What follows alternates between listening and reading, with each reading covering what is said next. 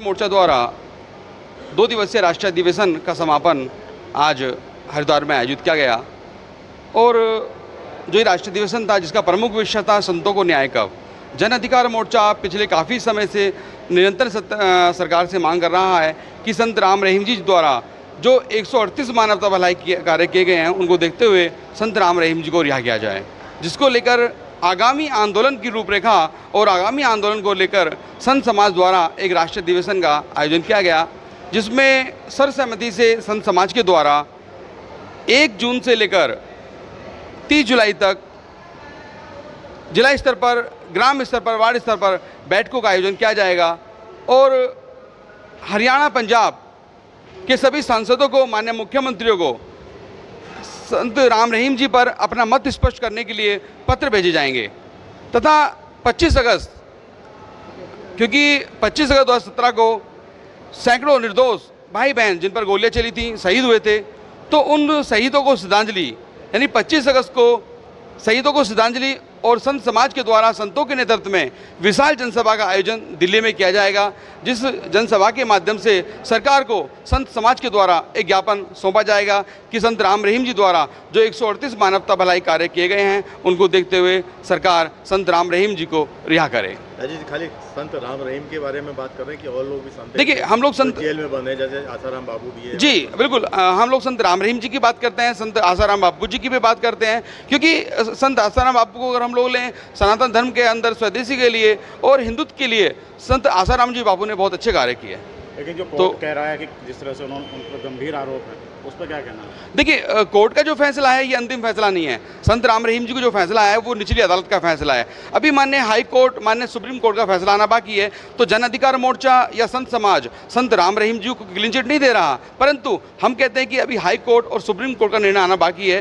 तो संत राम रहीम जी को हम लोग दोषी कहने में जल्दबाजी ना करें, माननीय हाई कोर्ट के फैसले का हम लोग इंतजार करें। कहाँ से संत आए आज सम्मेलन में? यहाँ पर अपने महाराष्ट्र से, गुजरात से, राजस्थान से, हरियाणा से, पंजाब से, विभिन्न राज्यों से संतगण पहुँचे हैं और संत समाज ने सर्वसहमति से फैसला लिया है कि 25 अगस्त को दिल्ली में एक विशाल महारैली का आयोजन किया जाएगा। सभी जी सम्मेलन जन अधिकार का हो, संतों को लेकर कुछ मांग उठ रही है कि संतों को न्याय दिया जाए, क्या है? चूँकि अभी जो जिस समय वर्तमान में सरकार है इसको कई लोग संतों की सरकार कहते हैं, पर वास्तविक रूप से देखा जाए तो सब जानते हैं सबसे ज़्यादा अत्याचार इसी समय में इसी भाजपा सरकार में संतों पर हो रहे हैं। और संतों की जो दुर्दशा हो रही है, अभी अभी आप लोग सभी लोग साक्षी थे कि डाडा जलालपुर में जो घटना हुई उसमें दिनेशानंद महाराज को जेल काट के 15-20 दिन की जेल काट के आना पड़ा और कुछ नहीं मामूली सी धाराओं में संतों को जेल काटनी पड़ रही है।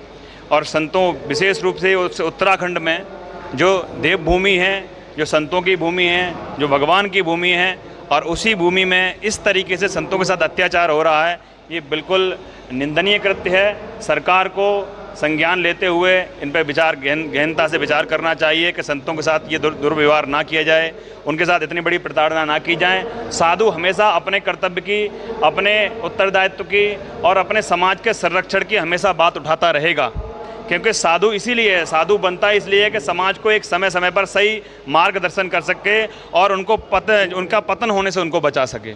तो उनको लगता है कि आने वाला समय बहुत भयावह उत्पन्न होने वाला है, जिससे समाज हमारा नहीं बचेगा।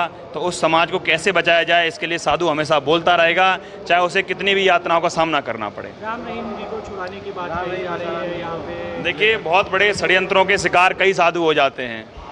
राम रहीम, आसाराम बापू, अब वास्तविकता क्या है ये तो सब लोग जानते हैं। कई बार ऐसे षड्यंत्रों में फंस जाते हैं जो ऐसा शिकार बन गए हैं कि उसके पीछे जांच हो तो कुछ और निकलता है।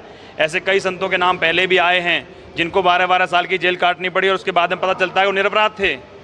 इसमें वास्तविकता क्या है? जैसे आप कह रहे सब जानते हैं, वास्तविकता है क्या? नहीं जान पा रहे? नहीं, वास्तविकता यही है कि इतनी बड़ी विवेचना हुई, इतनी बड़ी चीज़ें हुई, आप ऐसे आतंकवादियों को पल में उनको रिहा कर देते हैं जिनका इतना बड़ा षड्यंत्र रहता है, पूरे समाज को विनष्ट करने का षड्यंत्र रहता है, और किसी साधु की वो भी पता भी नहीं, सच्चाई से विवेचना भी नहीं हुई उसकी, और उसको जेल में ठूस दिए, उनका कोई संज्ञान नहीं लिया जाता है। तो संतों के साथ में ऐसा दुर्व्यवहार क्यों, साधु के साथ में ऐसा दुर्व्यवहार क्यों किया जा रहा है? समाज में संविधान है, संविधान सबके लिए समान रूप से होना चाहिए और उसकी आज आवश्यकता है। तो मैं माननीय प्रधानमंत्री जी से भी निवेदन करूंगा कि भाई जो न्यायिक व्यवस्था है वो सुचारू रूप से व्यवस्थित चले, इस पे सबका संज्ञान होना चाहिए, सरकार भी उस पर ध्यान दे। इन्हीं बातों के साथ मैं अपनी वाणी को विराम। और कुछ धन्यवाद। बाजी बहुत